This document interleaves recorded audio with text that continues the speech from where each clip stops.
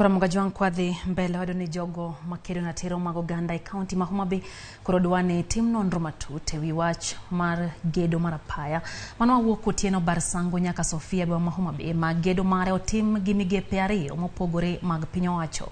Kaka jafwamb weche maro ma kaonti ma Homa Bay Ali Abich lerono, apaya no noger ma otieki gi sirikand kaonti no, to kata kamano migawo mar KURA omake kendo sani gere manyien.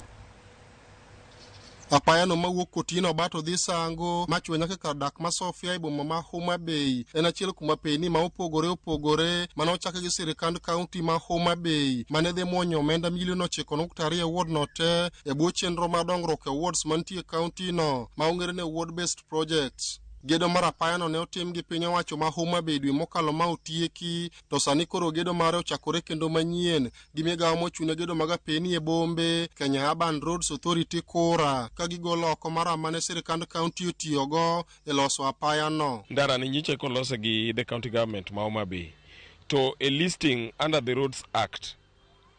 Wadwa ng'eyo whether ndara ni or belong to KURA, Kenya Urban Roads Authority. To kane ging'eyo ni this road was supposed to be constructed, tarik adima ne tenders obed advertised, to joma nobedo bidded for those tenders, to then project management committee in terms of public participation, mano endo noko in place. Momiyo jopiny koro sani ndi waneno duplication of duties ma whereby contractor tiyo kendo obiro golo mara mano seti ma value for money ok dhine. Jogo makedo ne ratiro mag oganda e kaunti ma Homa Bay sayo KURA kuom chako kendo gedo mar apaya no mane osetieki gi sirikand kaunti ka giwacho ni mana achiel kuom yore ma pesa jopiny lalgo e yo ma ok owinjore. KURA nomi tenda mar ndara 10 km within the town. To nitie ndara manyicho nego losi mangata kidhi kanye biro yudo beacons kano keti.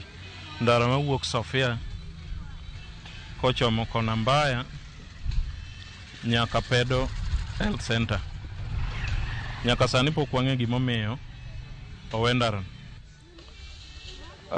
Sani dwano chul contractor ni. Ere kaka an japiny adhi neno value for money kaka japiny. Idwa chule ni utiyo nang'o. Kendo dwaro margi en mondo tim nonro e kit kaka itimo gedo mag apeni ma opogore pachoka gi migepe mag piny owacho. Kendo maendi onego dhi directly to Nancy Gadhungu, who is the Auditor General, or count a check on projects of roads in the Republic of Kenya, not only in Homa Bay. Wantie give this problem because it is duplication of work. Iyudo ka KURA otengo barabara ma county government okero, KURA biro to golo, and then some characters chamo pesa of the taxpayers.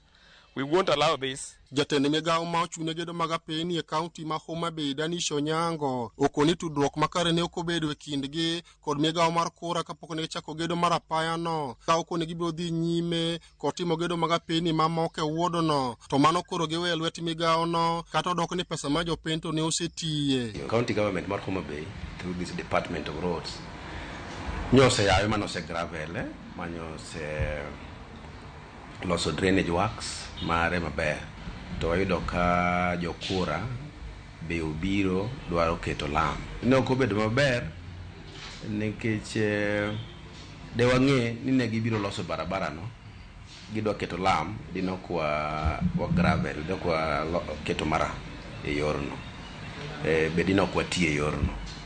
Pesa no de wakawo keto kama chielo. Ali Abich, Ramogi TV, Homa Bay. Daka pago chiko